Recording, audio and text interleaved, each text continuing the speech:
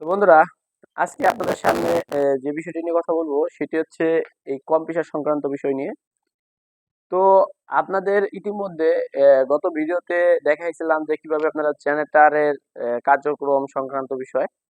তো একটি জেনারেটর চালাতে হলে কি কি প্রয়োজন জানার, সেগুলো তথ্য কিন্তু আপনাদের সামনে দিয়েছিলাম।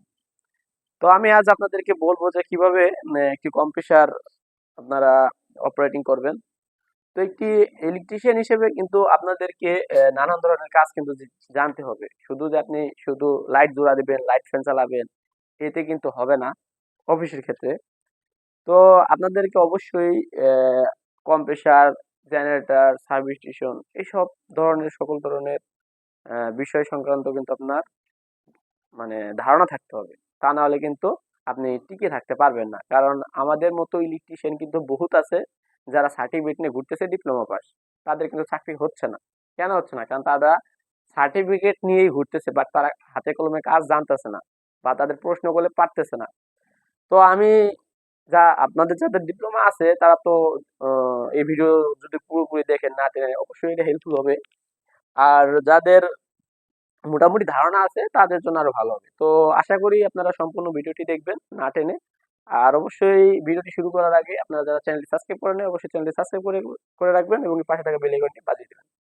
তো এটি হচ্ছে কম্প্রেসার। এটি হচ্ছে একটা ইনভার্টার টাইপ কম্প্রেসার। এটা ডিসপ্লে সিস্টেম দেখুন। এই যে আমি টাচ দিলাম, এখানে কিন্তু ডিসপ্লেটা শো হলো। তো এখানে কিন্তু ডিসপ্লের মধ্যে দেখতে পাচ্ছেন এই যে হোম বাটনটি। তো এটা হলো হোম ডিসপ্লে। আর এছাড়া এদিকে যদি দেই সেক্ষেত্রে কত বার সেট করা আছে, কত বারে আপনি মূলত এটাকে অটো করাবেন, সেটাই আর কি বিষয়বস্তুটা এখানে লেখা আছে। এখানে যেরকম দেখেন 8.5 বার। 8.5 বার মানে কি? যখন আমাদের এই যে দেখাচ্ছে, এদিকে আসেন, এদিকে আসেন, এই যে সিলিন্ডারটা দেখতেছেন, এই সিলিন্ডারটি কিন্তু লাইন ইনপুট হয়েছে এটা দিয়ে। এটা দিয়ে আমাদের লাইনটি ইনপুট হয়ে ফ্লোরে গেছে। যখন এখানে 8 বার মানে 8.5 বার মানে কত? 8.5 বার মানে হচ্ছে আপনার 8 কেজি, 8.5 কেজি প্রেসার। যখন আপনার এটা 8.5 কেজি প্রেসার হবে, তখন মনে করেন যে এটা অটোমেটিক্যালি আমাদের কম্প্রেসারে হাওয়া উৎপন্ন করা বন্ধ হয়ে যাবে। ডাইরেক্ট এটা অটো হয়ে যাবে, অফ হয়ে যাবে। আবার যখন আমাদের ফ্লোরে কার্যক্রমে, মেশিং এর কার্যক্রমে এটা এই আপনার হাওয়াটা কি ক্ষয় হবে বা ইউজ হবে, তখন মনে করেন যে আবার যখন 8 কেজি প্রেসারের থেকে আবার 7 কেজিতে চলে আসবে। এই যে সর্বনিম্নতে এখানে আবার 7 কেজিতে সেট আপ দেওয়া আছে দেখুন, এই যে নিচে, এই যে দেখছেন, সর্বনিম্নতে কিন্তু 7 কেজিতে সেট আপ করা আছে। যখন মনে করেন এই 1.5 কেজি ক্ষয় হয়ে 7 কেজির কাছে আসবে, তখনই মনে করেন যে আবার স্টার্ট নেবে। তো এটি হচ্ছে আপনার অটো সিলেক্ট করার প্রক্রিয়াকরণটা। আর এটি ওভারহিটের যে বিষয়টি আছে, এখানে যে ওভারহিট সেলসিয়াস কত ডিগ্রি আছে, এই ডিসপ্লে সংক্রান্ত আপনার হালকা পাতলা জ্ঞান থাকলে হবে। এটা এতটা কিছু আপনার করবে না। আর এটা কিভাবে স্টার্ট দিবেন? স্টার্টটা দিবেন হচ্ছে এই যে এখানে লাল বাটনটা যদি আপনি চাপ দিয়ে ধরেন, এই যে দেখুন স্টার্টটা নিয়ে নিয়েছে।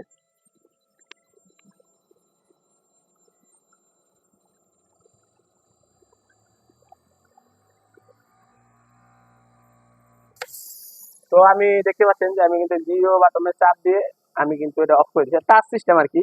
এটা হলো ওয়ান ওয়ান বাটন, আর হচ্ছে হচ্ছে এটা জিরো বাটন। তো আমি প্রথম মিস্টেক করে আপনাদের লাল বাটন বলছি, এটা লাল না, এটা হচ্ছে সাদা।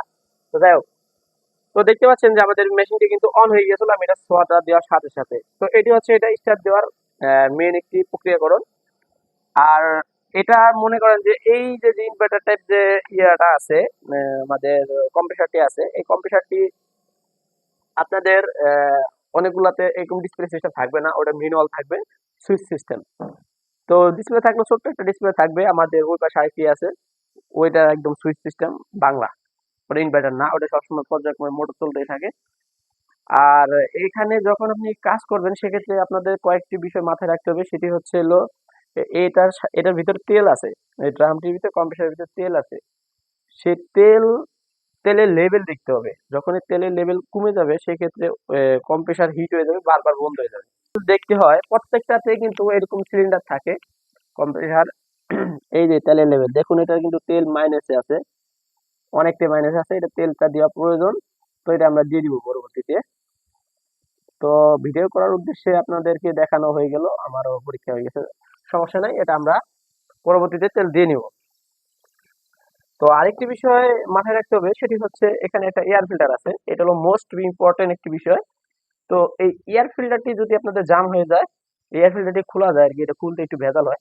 তো এখানে আমি খুলতেছি না, এই যে এখানে দেখতে পাচ্ছেন, এই যে চাপ দিলে আমি যে জেনারেটরের যে ভিডিওটি দেখাইছিলাম সেম সিস্টেমে এটা খোলার, এটা চাপ দিলে পুরো কাভারটা খুলে আসলে ভিতরে একটা এয়ার ফিল্টার আছে। এয়ার ফিল্টারটা কিরকম দেখতে আমি সেটাও দেখাই দিই, আসেন। এয়ার ফিল্টারটি হচ্ছে আমাদের এয়ার ফিল্টারটি নষ্ট হয়ে গিয়েছিল তেল উঠে, পরে আমরা নতুন আরেকটি লাগাইছি। তো এই হচ্ছে এয়ার ফিল্টার, এটা।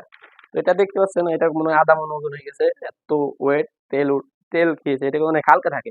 তো যাই হোক, এই হচ্ছে এয়ার ফিল্টারটি, এটা আপনাদেরকে পরিষ্কার করতে হবে। তো এটা যখন আপনি পরিষ্কার করবেন, তখন মনে করেন যে আপনাদের কম্পিউটারটি ঠিকঠাক মতো চলবে। আর এগুলোই মূলত আপনাদেরকে ভাইবা পরীক্ষায় ধরবে। একজন আপনার অপারেটর হিসেবে, একটা কম্পিউটার অপারেটর হিসেবে আপনার এখানে কি কাজ আছে, আপনি এগুলো কি করবেন, সেক্ষেত্রে আপনি বলবেন যে এয়ার ফিল্টার, ওয়েল চেক, আর এছাড়াও কতবারে সেট করবেন, কোম্পানি কতবারে চলতে পারে। ধরেন আপনার একটা ফ্যাক্টরি দিয়েছে, ফ্যাক্টরিটা তেমন বড় না, সেক্ষেত্রে আপনার তো 8 কেজি প্রেসারের প্রয়োজন নাই, অথবা বড় ধরনের কোনো মেশিন নাই, ওইখানে আপনার 5 কেজি হলেই হয় প্রেসার, সেক্ষেত্রে আপনি 8 কেজির তো কোনো দরকার নাই। তো এই হচ্ছে একটা বিষয়। আরেকটি বিষয় হচ্ছে, অনেক সময় দেখা যাচ্ছে যে কারেন্টে যখন বাড়ি মারে, ইনভার্টার টাইপ যে কম্প্রেসর গুলো আছে, যখন কারেন্টে বাড়ি মারে সেক্ষেত্রে কিন্তু মানে অতিরিক্ত ভোল্টেজ দিয়ে দেয়, আবার ঠাস করে কমে যায়, এটাকে আর কি বাড়ি মারা বলা হয় ইলেকট্রিক ভাষায়। তো তখন আপনার হচ্ছে এটা কিভাবে সমাধান করবেন, তখন এটা ঠাস করে বন্ধ হয়ে যাবে, যখন বাড়ি মারবে সাথে সাথে বন্ধ হয়ে যাবে, কারণ এটা হলো ইনভার্টারে। ইনভার্টারে অতিরিক্ত লোড কখনোই নিবে না, যদিও এটা 440। তো কোনো রকম এক্সেস মার খেলেও এটা কিন্তু অফ হয়ে যাবে। তো অফ হয়ে গেলে এটা আপনারা কিভাবে সমাধান করবেন সেটা আমি আপনাদেরকে দেখাই দিচ্ছি, আসেন। তো এটা হচ্ছে, এইটা হচ্ছে কন্ট্রোল বক্স, এই পুরোটা হচ্ছে কন্ট্রোল বক্স। এখানে আমাদের মেন যে কন্ট্রোল বক্সটা থাকে এখানে আছে, ওটা তালাটা খুলে নিতে হবে, চাবিটা ভেঙে গেছে। তো এটি হচ্ছে আমাদের মোটরের একটা ইনভার্টার, এখানে 440 লাইন ঢুকছে, আর এদিক দিয়ে আমাদের মোটর চলে গেছে। আর এটা হচ্ছে ডিসপ্লে কানেকশন, এই সাইডে এগুলো হচ্ছে ডিসপ্লে কানেকশন, হ্যাঁ। তো ডিসপ্লে কানেকশনে কি কোনটার কি লাইন গেছে সব কিন্তু এখানে ডায়াগ্রাম আছে, ডায়াগ্রামে কিন্তু সবকিছু দেওয়াই আছে। আপনারা চাইলে এই ডায়াগ্রামটি দেখে আপনারা এখানে কার্যক্রম সম্পাদন করতে পারবেন, কোনো সমস্যা নেই। আর গাইস, আরেকটি বিষয় হচ্ছে, এখানে কিন্তু যে ফিউজ আছে, এই ফিউজ গুলো কোনো রকম যদি ত্রুটি হয়, আমাদের মেকানিক্যাল জম বা ইলেকট্রিক্যাল প্রবলেমে হয়, তো সেক্ষেত্রে ফিউজ গুলো পুড়ে যাবে। আর যখন কারেন্টে বাড়ি মারবে সেক্ষেত্রে কিন্তু এই যে এখানে দেখতে পাচ্ছেন যে এমপিসিবি, এই এমপিসিবি গুলো কি করে, ঠাস করে নেয়, এই যে পড়ে যায়, পড়ে গেছে, আমি ধরছি মাত্র পড়ে গেছে। তো যখন এই এমপিসিবি গুলো পড়ে যাবে সেক্ষেত্রে দেখুন, এখানে আসুন, এখানে আসুন, ডিসপ্লেতে আসুন, ডিসপ্লে কিন্তু লাইন নাই, আমি যত টিপাটিপি করি ডিসপ্লে কিন্তু কোনো প্রকার লাইন নাই, হ্যাঁ, কোনো প্রকার লাইন আসবে না। তো এই ডিসপ্লেতে যখন লাইন আসবে না, তখন আপনার ঘাবড়ানোর কোনো দরকার নেই। আপনি জাস্ট খালি এটা খুলবেন, খুলে দেখবেন যে আপনাদের যে এমপিসিবিটা আছে সেটা কি পড়ে গেছে না উঠা আছে। তখন আপনি এই এমপিসিবিটা একদম যে অফ অবস্থায় আছে, এখন যদি যত উঠাইতে চাই উঠবে না, যত উঠাইতে চাই উঠবে না। তো এটা উঠানোর নিয়ম হচ্ছে, একবারে নিচ দিক চাপ দিবেন, নিচের দিক চাপ দিয়ে পরে হলো আপনি এই উঠাইলেন। এখন ওঠে নেই গাইস,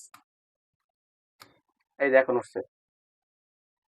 এখন কিন্তু আমাদের পুরোপুরি ইনভার্টারের লাইন মাইন এখন ডিসপ্লে কিন্তু আসছে, দেখুন ডিসপ্লে, যে এখানে কিন্তু রেড ডিসপ্লে দেখাচ্ছে, এই যে এখানে কিন্তু লোডিং হচ্ছে, কোনায় দেখাই।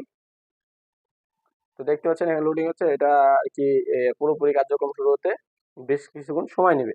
তো ওয়েটিং ফর, এখানে লেখা আছে কনফিগারেশন, আর যাক এটা এখন যদি, এই যে এখন আসছে আমাদের ডিসপ্লে, মেন ডিসপ্লেটা এখন হোম ডিসপ্লে আসছে। এখন যদি আমি চাপ দিই সেক্ষেত্রে কিন্তু অন হবে না, অন হবে না, অন হবে কখন, যখন এই যে এখানে দেখতে পাচ্ছেন একটা টাইমার এর মতো একটা অ্যারো চিহ্ন, যখন এই টাইমারের চিহ্ন চলে যাবে তারপরে কিন্তু এটা অন হবে। তো এটা হয়তো বা আমি এই যে এখন দেখেন, তো এখানে আরেকটি প্রবলেম কি দেখালো, এই যে এখানে আরেকটা প্রবলেম দেখাচ্ছে হলো ওই অ্যারো অ্যারো চিহ্ন দেখাচ্ছে, অ্যালার্ম চিহ্ন দেখাচ্ছে। অ্যালার্মটা কেন দেখাইলো, যে মিনিটের আগে এখানে চাপাচাপি করছি, যার কারণে এই অ্যালার্ম চিহ্নটা দেখাইছে। এখন কিন্তু চাপ দিলেও স্টার্টার হবে না, এই অ্যালার্মটা থাকবেই। তো তো অ্যালার্মটাকে সরাবেন কিভাবে, সেটা হচ্ছে হলো এই যে এখানে রিফ্রেশ করে দিবেন, রিফ্রেশ করে আমাদের হোম স্ক্রিনে চলে যাবেন।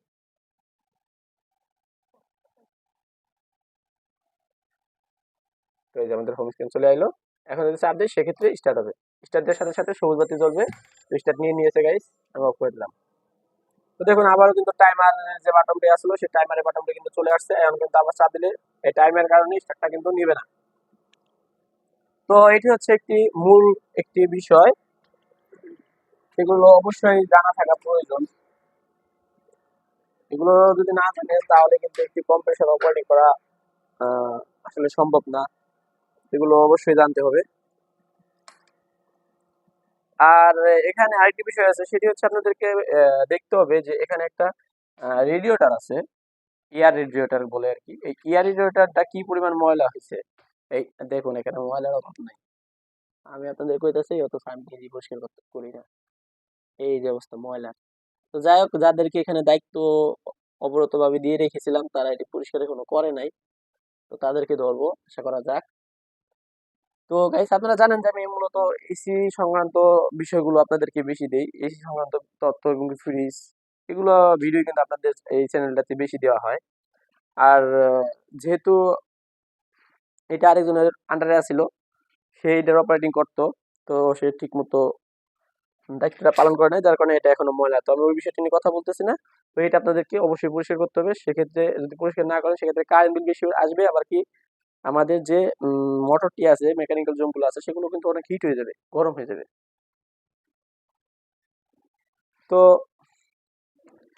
আপনাদেরকে এগুলো অবশ্যই পরিষ্কার করতে হবে। আর এই ছিল আজকের বিষয়বস্তু। আরেকটি বিষয় আছে, সেটি হচ্ছে এই যে ডায়ার ফিল্টার, ডায়ারটা আর কি। এই ডায়ারটার কাজ কি?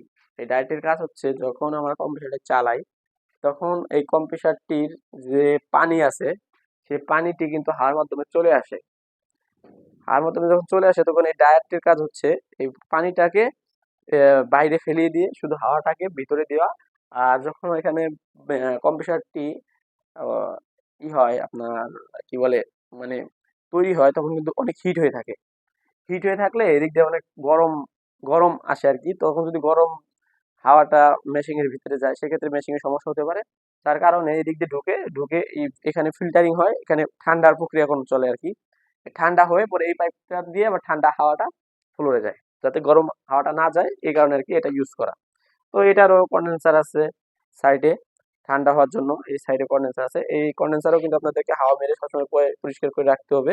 আর দেখতে হবে যে যখন আমি কম্প্রেসরটা চালাচ্ছি তখন এই ফিল্টারটির ভিতরে, মানে এই ডায়েটটিতে লাইন আছে কিনা, ডায়েটটি ঠিক মতো চলতেছে কিনা, বা ঠান্ডা পুকুরের কারণ চলতেছে কিনা, তো এগুলো ফলো রাখতে হবে। আর এটা যদি নষ্ট থাকে সেক্ষেত্রে যদি আপনি তারপরেও কম্প্রেসরটি চালান, তখন কিন্তু লাইনে পানি ঢুকে যাবে। লাইনে পানি ঢুকে গেলে কি হবে জানেন, এই যে এই পাইপগুলো আছে আর অনেক জায়গায় লোহার যে অংশগুলো আছে সেগুলো জং ধরে পাইপগুলো নষ্ট হয়ে যাবে। পুরো লাইন আপনি যত লাইন টানবেন এগুলো নষ্ট হয়ে যাবে। তো অবশ্যই এগুলো দিক খেয়াল রাখতে হবে, ফলো রাখতে হবে। তো গাইস, এই ছিল আজকে ভিডিওটি। ভিডিওটি যদি ভালো লেগে থাকে অবশ্যই চ্যানেলটি সাবস্ক্রাইব করে রাখবেন এবং পাশে থাকা বেল আইকনটি বাজিয়ে রাখবেন। তো ভালো থাকুন, সুস্থ থাকুন। আসসালামু আলাইকুম ওয়া রাহমাতুল্লাহি ওয়া বারাকাতুহু।